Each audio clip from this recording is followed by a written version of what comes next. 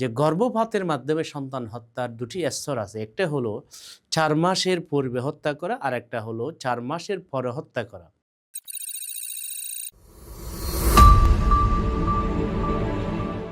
আসসালামু আলাইকুম ওয়া রাহমাতুল্লাহি ওয়া বারাকাতুহু।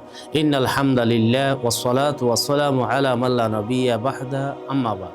সুপ্রিয় দর্শক, মানাহিল টিভির পক্ষ থেকে আপনাদেরকে স্বাগত। আজকে আমি একটা বিষয় নিয়ে আলোচনা করব। বিষয়টি হলো সন্তান হত্যা করা।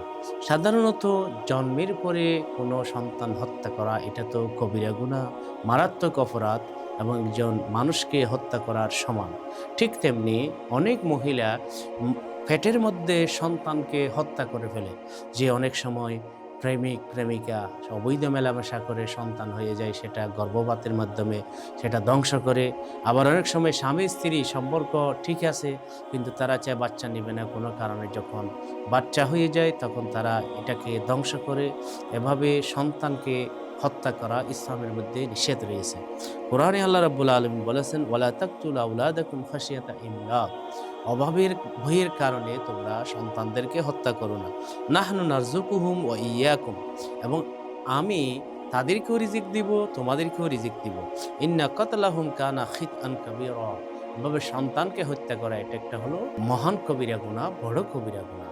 তবে এখানে দুটি বিষয় রয়েছে, যে গর্ভপাতের মাধ্যমে সন্তান হত্যার দুটি স্তর আছে। একটা হলো ৪ মাসের পূর্বে হত্যা করা, আর একটা হলো ৪ মাসের পরে হত্যা করা। ৪ মাস হয়ে গেলে তখন রূহ এসে যায়, একজন ফেরেশতা এসে তার রিজিক, তার আমল, তার মৃত্যু, সে জান্নাতি হবে না জাহান্নামী হবে সেগুলা লিখে দেয়। ৪ মাসের পরে যদি গর্ভপাত করা হয় তাহলে এটা সবচেয়ে বড় কবিরা গুনাহ, একজন জীবিত মানুষকে হত্যা করার মতো গুনাহ। আর ৪ মাসের আগে যদি গর্ভপাত করা হয় তখনও কবিরা গুনাহ হলেও কিন্তু এই ৪ মাসের পরের মতো গুনাহ হবে না, কারণ ৪ মাসের পরে তো রূহ এসে যায়। তাই সুতরাং বর্তমান রূহকে, প্রাণীকে হত্যা করা মানুষকে হত্যা করার গুনাহ হয়ে যাবে। তাই সে কারণে দুটি হত্যা পাপের। সে কারণে আমাদের উচিত যে গর্ভপাত না করা, বরং স্বামী স্ত্রীর মধ্যে বৈধ উপায়ে যদি এরকম সন্তান হয়ে যায় তাহলে সে হয়ে যাবে, এটা আল্লাহর হুকুম রয়েছে। কারণ কোনো একজন সন্তান দুনিয়াতে আসার পথে থাকলে কেউ সেটাকে ঠেকাতে পারে না। তাই আল্লাহ রাব্বুল আলামিন এই সন্তান হত্যা থেকে আমাদেরকে বিরত রাখুক। হ্যাঁ, কেউ যদি প্রয়োজনে সে আজল করতে পারে, সন্তান না হওয়ার ব্যবস্থা করতে পারে, যে সেটা হলো কন্ডম ব্যবহারের মাধ্যমে, অথবা মিলনের পরে ১২ ঘন্টার মধ্যে পিল খাওয়ার মাধ্যমে হয়, বা ইনজেকশন দেওয়ার মাধ্যমে হয়, কিছু মেয়াদি ৩ মাস ১ বছর, এটা উযর থাকলে হতে পারে। যেমন একটা সন্তান দুধ পান করতেছে, তাহলে হঠাৎ যদি ২ বছরের আগে আরেকটা সন্তান এসে যায়, সেই সন্তানের শায়েস্তাহানি হবে।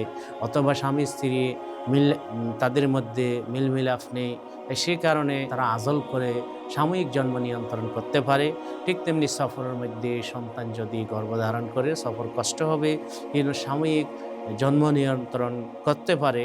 তাহলে এভাবে কোনো উযর থাকলে, শারীরিক মানসিক এভাবে কোনো উযর থাকলে, তাহলে সাময়িক জন্ম নিয়ন্ত্রণ ইসলামে বৈধ, কিন্তু স্থায়ীভাবে জন্ম নিয়ন্ত্রণ কোনো অবস্থাতেই বৈধ নয়। আল্লাহ রাব্বুল আলামিন আমাদেরকে বোঝার তৌফিক দান করুন। সুপ্রিয় দর্শক, আপনাদেরকে অসংখ্য ধন্যবাদ। আসসালামু আলাইকুম ওয়া রাহমাতুল্লাহি ওয়া বারাকাতুহু।